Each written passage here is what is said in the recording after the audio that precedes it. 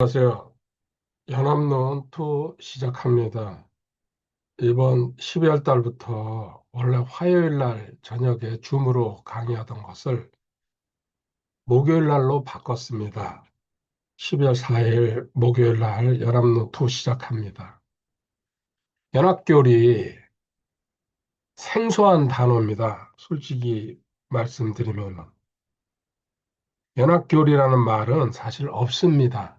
연합이라는 말은 가끔 쓰지만은 연합교리라는 말은 제가 만들었습니다. 너무 중요하기 때문에. 그리고 앞으로 이것이 교류화돼서 전 세상에 다 알려지기를 바라는 심정에서 과감하게 저는 연합교리라는 말을 사용하기 시작했습니다. 연합을 알고서부터요. 로마서 6장 5절에 만일 우리가 그분의 죽음과 같은 모양으로 함께 신겼으면 또한 그분의 부활과 같은 모양으로 되리라. 아멘이죠. 역시 8절에 같은 내용이 연이어집니다. 만일 이제 우리가 그리스도와 함께 죽었으면 또한 그분과 함께 살 줄을 믿노니. 아멘. 여기 함께 죽었으면 함께 산다. 주님과 함께. 여기서 이제 연합, 주님과 하나됨 나왔는데 그거를 저는 확장시켜서 10대 교리에 과거에 9대 교리였죠. 그런데 연합교리가 들어가면서 10대 교리가 됐고 이제는 구원론 다음으로 강의하고 있습니다. 연합교리란 어떻게 해서 이렇게 이제 형성되고 흘러왔는지 성경을 기준으로 한번 찾아보겠습니다. 먼저 우리가 잘 알다시피 세상은 인본주의 논리에 의해서 움직이고 있습니다. 말 그대로 인본주의라는 것은 사람이 중심이 되는 겁니다. 직선적으로 얘기하면은 여기는 주님이 없습니다. 전부 민권, 사람이 행동하고 사람이 이루고 사람이 모든 것을 쟁취하는 이게 일곱 교회 시대 계시록에 나오죠. 에서버 두사빌라 해가지고 그 라오디게아 교회 세대의 특징입니다. 인간이 중심이 되는 겁니다. 여기에 맞서는 게 신본주의입니다. 신이 하나님이 중심이 되는 신본주의, 당연하죠, 신본주의. 그래서 코람데오라는 말이 있고, 신전 의식이죠. 주님 앞에, 하나님 앞에 항상 서 있다는 의식으로 살아가야 된다. 그래서 신본주의의 대표적인 것이 이제 코람데오, 그리고 주님을 신뢰하면서, 의지하면서 주님과 동행하는 삶, 아주 바람직합니다. 저도 여기까지 알았어요. 이것만 해도 하나님을 만나고 나서 엄청난 거죠, 저한테는. 저는 인본주의 사고방식으로 전반기 인생을 살았습니다. 감사하게도 하나님을 만나면서 신본주의로 바뀌었을 때에 요 내용만 보고서도요, 사실 뭐 아이들 말로 깜놀이죠. 그런데 여기서 더 발전해가지고 공부를 하다 보니까 2014년도에 주님과 제가 연합된 존재, 그리고 하나됨, 그리고 여기서 발전하니까요, 주님과 동일시, 이렇게 위로 올라갔습니다. 이거는 구원의 감격만큼 저한테는 충격으로 다가왔습니다. 지금도 그 충격을 잊지 못하고 있습니다. 물론 구원이 시작입니다. 이거는 뭐 변할 수 없는 사실입니다. 진리고. 그런데 그 다음으로 연합도 저한테 뭐 거의 천지개벽, 모세가 홍해를 가른다. 이런 정도입니다. 뒤에 배경사전이 어저께 오래간만에 거의 한두 달 만에 간 것 같습니다. 한학계 해수욕장. 추워서 바닷물에는 못 들어가고 산길 돌았습니다. 자, 데크길 돌고. 자, 세상에서 두 번째 이단락. 세상은 연합을 추구하고 있습니다. 근데 성경과 다르죠? 어떤 연합입니까? 우리가 잘 아는 대로 과거에 우리나라 그 초대 대통령이 얘기했죠. 뭉치면 살고 흩어지면 죽는다. 참 좋은 얘기입니다. 그리고 세상은 늘 얘기하지만 지연, 혈연, 학연 어떤 식이든지 뭉치려고 합니다. 동창, 동호회, 또 문중, 파벌, 하여튼간에 조직이라는 그을 만들어 가지고 거기에 소속하려고. 여기서 왕따 되거나 낙오되면은 못 견뎌 하죠. 어디 가든지 끼려 그러는 겁니다. 저도 당연히 그렇게 살았습니다. 그런데 세상 종교도 또 마찬가지예요. 연합을 추구하고 있어요. 여기에 두목이 RC라고 저는 표현합니다. 로마 카톨릭. 소문자로 씁니다. 그래서 이제 이건 말하기도 저 사실은 쓸데없는 건데 기독교 교단 연합, 에큐메니컬이라고 그러죠. 보편적인 교회, 세계의 일치적인 교회 이런 뜻. 그래서 WCC, WEA 우리나라의 NCCK 약자인데요. 제가 뒤에 그 설명 안 하겠습니다. 이건 가치가 없는 것들이기 때문에 언급을 한다는 자체도 사실은 귀찮은 건데 종교 간 연합을 추구하면서 초종교라고 그러니까 모든 종교 세상 종교가 전부 다 연합으로 이게 하는 겁니다. 로마 카톨릭이. 그런데 C 이게 A가 되는군요. 그런데 성경은 뭐라고 말씀하시는지 하나님은 뭐라고 우리는 이게 기준이죠. 최종 권위가 되는 거죠. 바이블 빌리버한테는 분리하라는 얘기입니다. 분리. 세상과 반대입니다. 성경과 세상은 거의 99.9%가 반대입니다. 한번 보시기 바랍니다. 왜 하나님과 성경 분리주의자인지. 1. 하나님은 빛과 어둠을 나눠놨습니다. 하늘과 땅, 빛, 어둠, 하늘, 땅, 또 낮과 밤, 남자, 여자 이런 식으로 저는 이거를 딱 잘라서 이렇게 얘기하죠. 이분법이라고 얘기합니다. 둘 중에 하나입니다. 하나님은. 이 구체적인 내용을 성경을 통해서 보도록 하겠습니다. 두 번째, 레위기 20장 24절에요. 레위기 20장 24절에 그러나 내가 전에 너희에게 이르기를 너희가 그 땅 그들의 땅을 상속하리라 내가 그 땅 곧 젖과 꿀이 흐르는 땅을 너희에게 주어 소유로 삼게 하리라 하였나니 여기서부터입니다. 나는 너희를 다른 백성으로부터 구별한 주 너희 하나님이니라. 아멘. 보십시오. 이스라엘을 구별했다, 분리했다, 성별했다. 같은 얘기입니다. 분리시켰다. 이집트와 세상과 분리시켜 버렸다. 그래서 하나님은 심지어 이렇게까지 말씀하십니다. 이거 지켜야 될 명령입니다. 레위기 19장 19절에 가보면요. 너희는 내 벽규를 지킬지어다. 너는 내 가축을 다른 종류와 교미시켜 새끼를 낳게 하지 말고 내 밭에 씨를 섞어 뿌리지 말며 아마와 양털을 섞은 옷을 입지 말라. 가축과 밭에 씨 뿌리는 거, 옷 입는 것까지 하나님은 구별시키고 분리시킵니다. 섞지 말란 얘기입니다. 순수 혈통도 보존하고 그리고 하나님의 깊은 뜻이 담겨 있는 거죠. 섞이면은 본질을 잊어버린다. 정체성을 잊어버린다는 뜻이에요. 그리고 잘못된 게 나옵니다. 이게 생물학적으로도 돌연변이들이 튀어나오고 온갖 일이 다 일어나죠.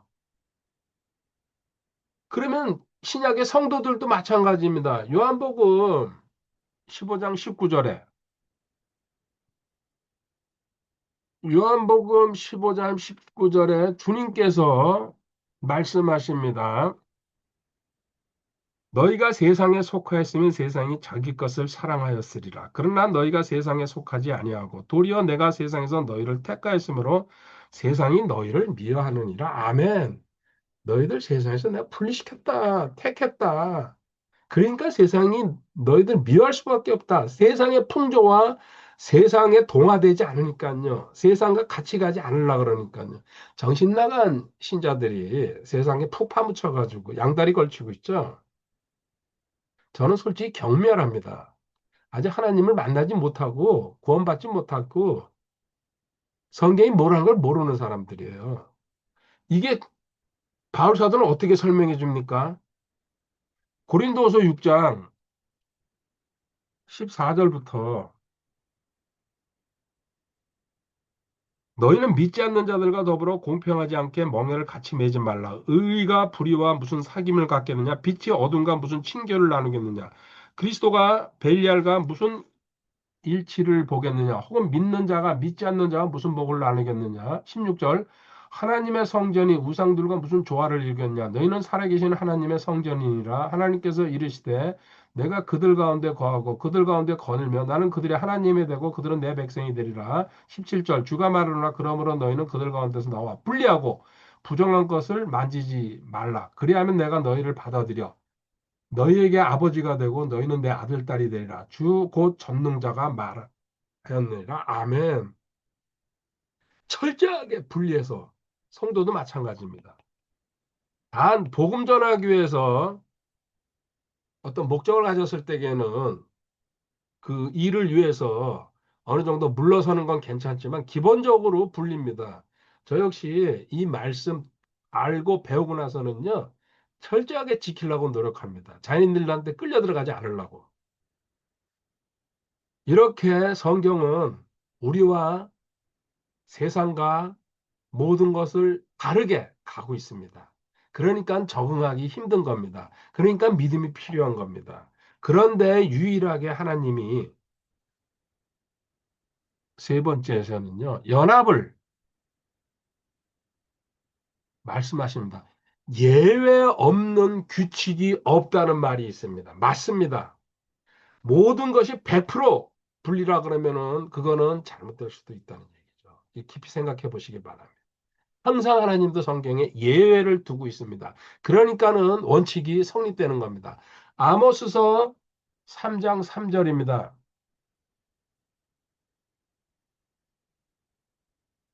아모스서 3장 3절에 두 사람이 합의하지 아니하고서야 함께 걸을 수 있겠느냐? 아멘. 저도 참 좋아합니다. 두 사람이 합의해야지 무난하게 걸어갑니다. 기찻길이 평행선인 것처럼. 이건 심한 뜻을 담고 있죠. 이렇게 하나님은 첫 번째 세상의 부부 연합을 창세기 2장 24절에서 아담과 하와를 부모님과 분리해서 두 사람이 연합하라고 부부 연합이죠. 이게 시작입니다. 엄청난 의미를 갖고 있습니다. 여기서 파생되는 얘기가. 요한복음 15장 5절에 주님께서 포도나무와 가지 얘기를 하시면서 포도나무와 가지 나 없이는 너희가 아무것도 할 수 없다고 연합을 실제적으로 선포하고 계십니다. 이것이 이루어지는 게 언제입니까? 골로새서 2장 12절에 너희가 침례 안에서 그분과 함께 묻혔고 그분을 죽은 자들로부터 살리신 하나님의 활동에 대한 믿음을 통해 침례 안에서 또한 그분과 함께 일어났느니라. 아멘. 이게 실제화되는 것이 포도나무와 가지가 예수님이 말씀하신 게 실제화되는 것이 골로새서 2장 12절에요. 침례 안에서 죽었고 침례 안에서 살아났다. 처음 시작할 때 일은 로마서 6장 5절 8절이 이 이야기입니다. 두 번째로 이렇게 우리는 연합됐죠, 주님과.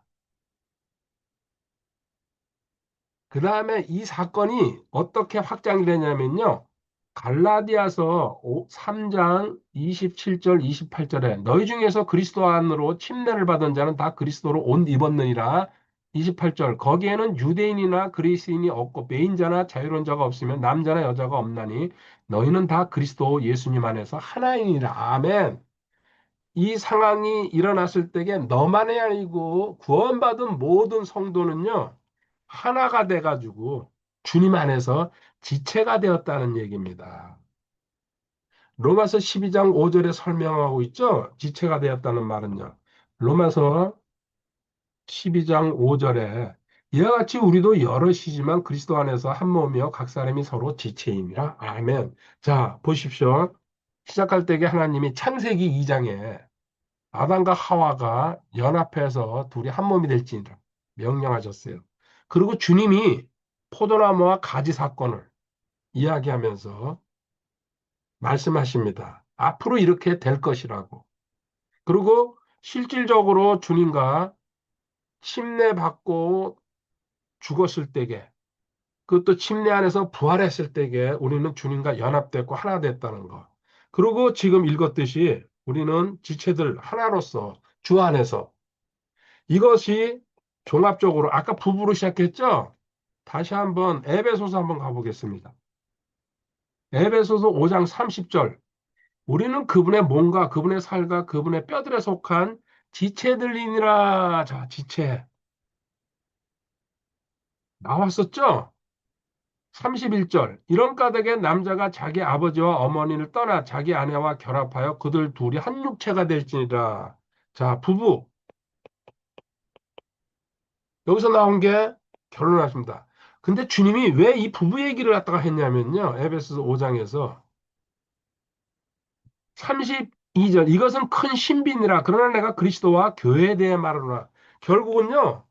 그리스도, 주님과 교회가 연합됐다는 거. 여기서 교회는 성도를 얘기하는 겁니다. 이 건물 교회가 아니에요. 이 지체, 부부, 교회, 이 세 가지 등장시켜가지고요. 하나가 됐다. 그러니까 부부도 하나가 되기 위해서는요. 구원받은 사람과 결혼하라는 게 성경의 절대적인 명령입니다. 만약에 그게 아닐 경우에는 어떻게든지 구원시켜야 된다는 얘기입니다. 하나가 되지 못하기 때문에, 연합을 모르기 때문에. 주 안에서 하나가 됐다는 그 개념 자체가 안 들어가잖아요. 불신자들이나 교인들한테는. 이게 1차 연합이라고 저는 부릅니다.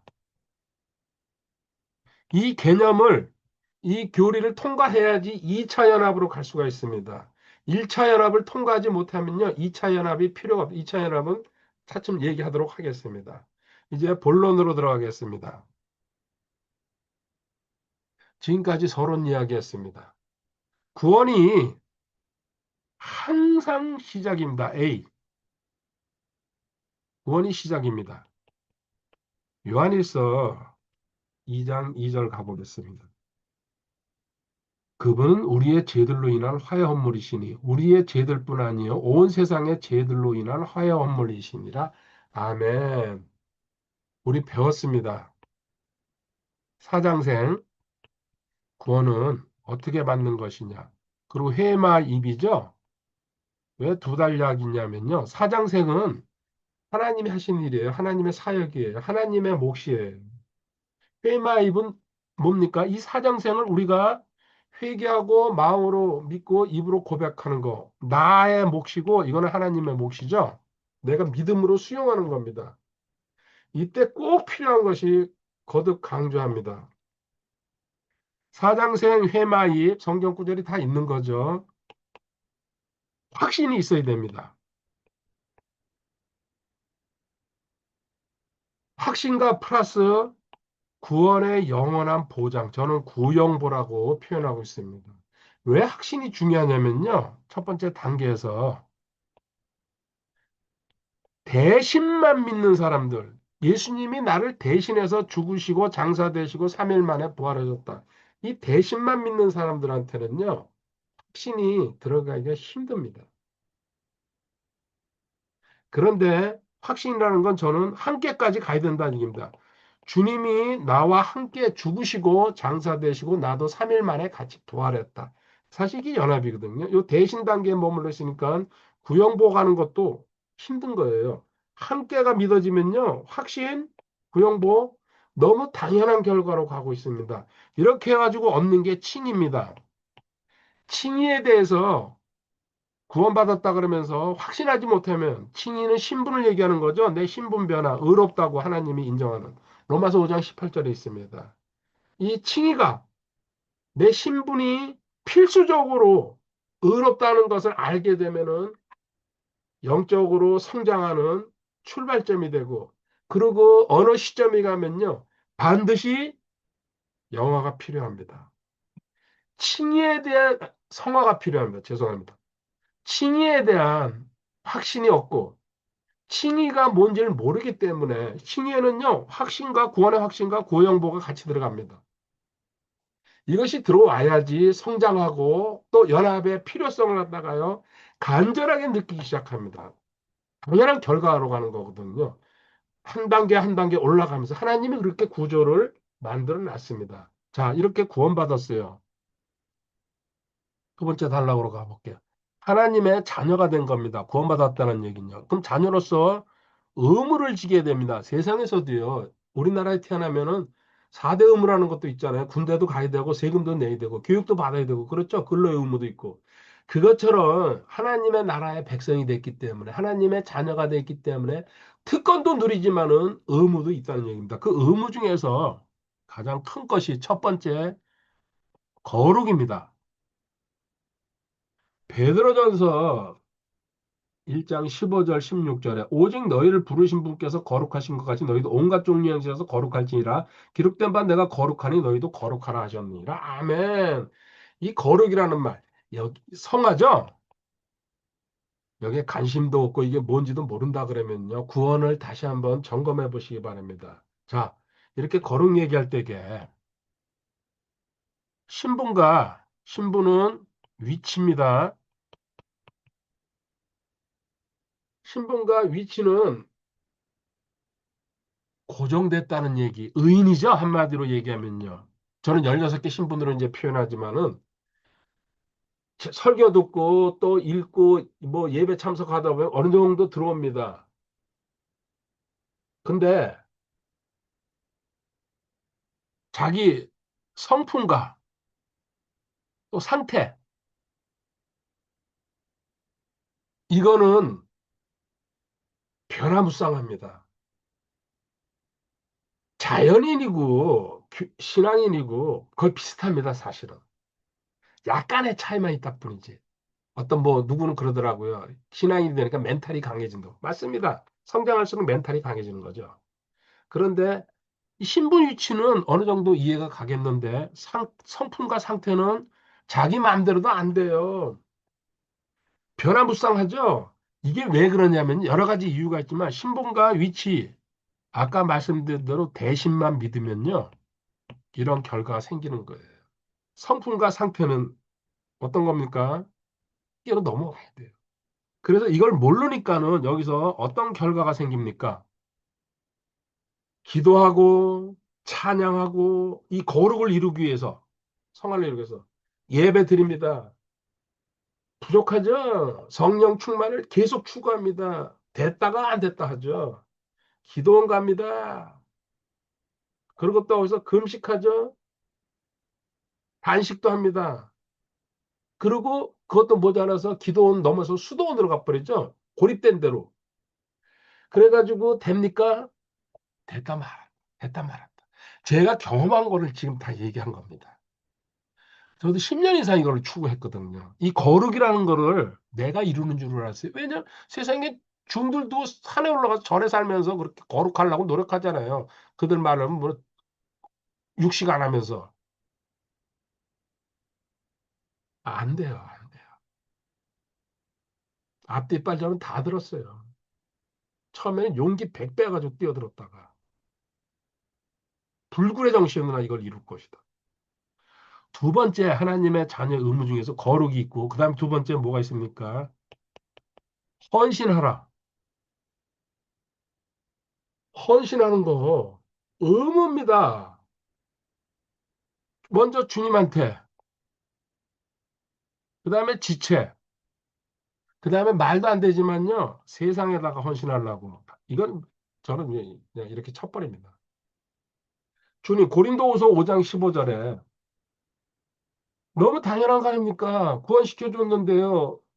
하나님의 선물로 그분께서 모든 사람을 위하여 죽으신 것은 살아있는 자들이 이제부터는 자기들 위하여 살지 않고 오직 자기들 위하여 죽었다가 다시 일어나신 분을 위하여 살게 하려 합니다. 아멘. 할렐루야. 그 다음에 지체. 히브리서 6장 10절에 나와 있습니다. 이제 오지랖 넓은 사람들은 아까도 얘기했지만 세상으로 당합니다. 저는 생각 안 합니다. 이 다음에 그리고 물론 복음으로 그것도 전파하기 위해서는 해야 됩니다. 근데 여기 범죄다 넣고 싶지는 없습니다. 이거 뭐 합니까? 이렇게 해가지고요. doing이라는 거. 내가 한다는 뜻이 애쓰고 노력한다. trying이죠? 발버둥 칩니다. 전부 제 과거입니다. 그리고 지금도 그렇게 하는 사람들, 하나님 앞에 뭔가 해보려 그러는 사람들은요, 당연한 겁니다. 주님 앞에 헌신하는 거 제가 단순한 얘기할게요. 기기감이라고 그러죠? 항상 기뻐하고 쉬지 말고 기도하고 범사에 감. 데살로니가서 5장 16절부터 18. 이거 쉽게 돼요? 이것도 쉽게 안 돼요. 여기서 또 먹든지 마시든지 말이나 행위에서 또 말이나 섬김에서 이런 식으로 성경에 있는 내용들입니다. 전부 다. 제가 약자로 그냥 쓰는 거지.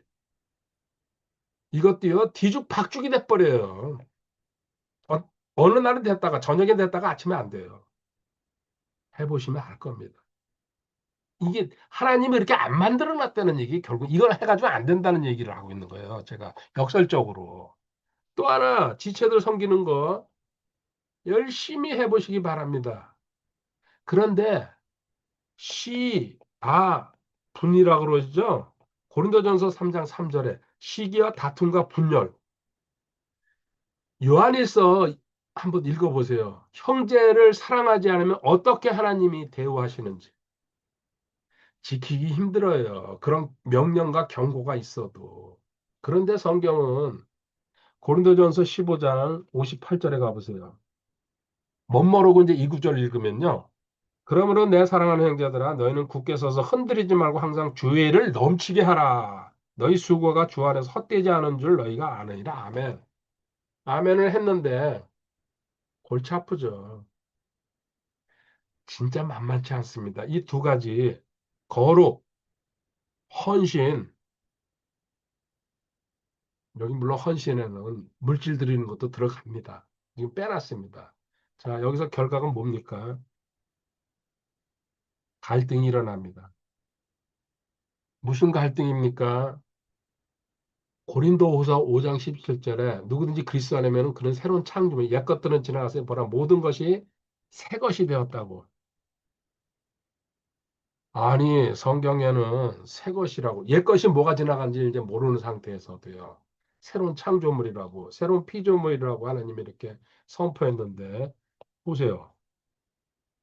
요한복음 10장 10절에 읽겠습니다. 이 마귀와 딱 대비시켜서 써놓은 구절이죠.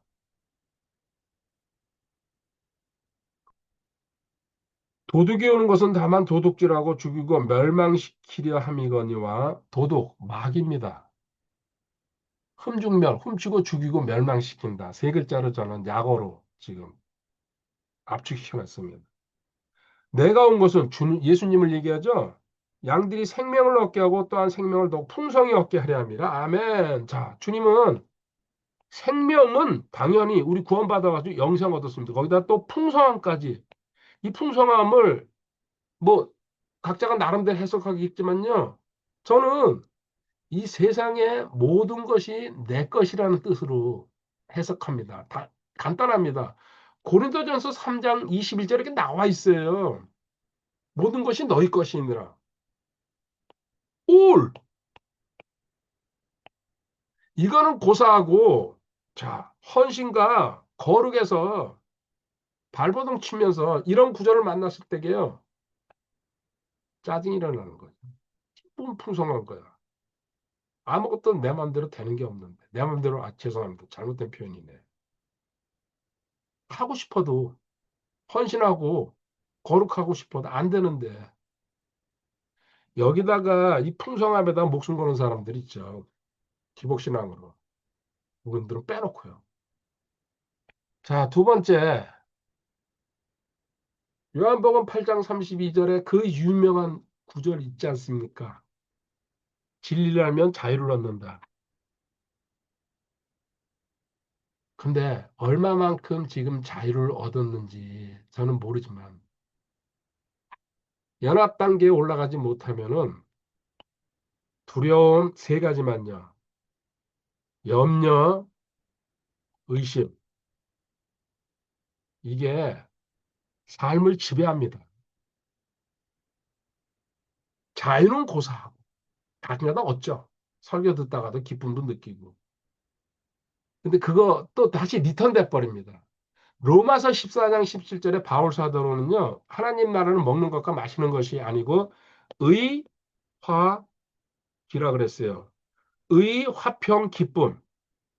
보충으로 기쁨도 요한복음 15장 11절에 주님이 너희 기쁨을 내가 남겨놓겠다 그랬어요. 너희 안에 기쁨을. 또 화평, 샬롬이죠. 평강. 요한복음 16장 33절에 나와 있습니다. 예수님 평안을 남겼다고. 그렇지만 실제 삶에서 의와 기쁨을 항상 누린다는 거 거의 불가능합니다. 바울 사도가 로마서 7장 24절에 한식하는 얘기입니다. 이 사망의 몸에서 이 비참한 생활에서 누가 나를 건져내시랴. 나는 비참하고 공고한 사람. 그렇죠? 좌절밖에 안 남아요. 좌절밖에. 그러면 하나님이 이렇게 끝나게 놔두실까요? 그렇지 않습니다. 이제 결론으로 가겠습니다. 해결책 하나님은 두셨습니다. 잠언 16장 20절에요. 잠언 16장 20절에 문제를 지혜롭게 다루는 자는 좋은 것을 얻으리니 누구든지 주를 신뢰하는 자는 행복하리라. 아멘. 주를 신뢰한다. 말씀을 신뢰한다는 얘기입니다. 말씀 공부해가지고 찾아내라는 얘기죠. 하나님은 해결책을 다 해놓고 나서 우리한테 제시하는 겁니다. 그리고 너희들 열심히 한번 해봐라. 안 되지? 그럼 나한테 돌아와. 성경으로 돌아오라는 얘기죠. 첫 번째, A. 구원은 선물입니다. 선물이라는 얘기는 행위가 아니라는 얘기입니다. 행위가.